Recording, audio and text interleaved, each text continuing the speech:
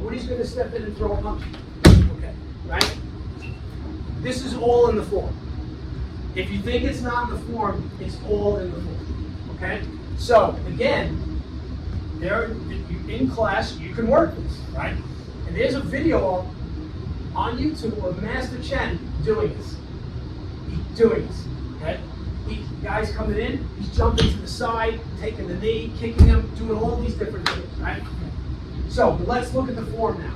So, we look at the form, the Yilu, we do this, right? We do this in the Yilu, right? So he grabs me, right? Holds me, right? Now from here, we kick. Now, if you know anything about a back kick, it's the most powerful kick in karate. I only used it once in combat, and when I used it, knocked the guy out cold, one kick. So I kick. This is gonna, if you don't think this is gonna get his attention, believe me, it's gonna get his attention. So what do? I do it just like the form. He's pulling my arms back. I don't fight. If I fight, he's got me. If I go with it, I kick. Now from here, I turn.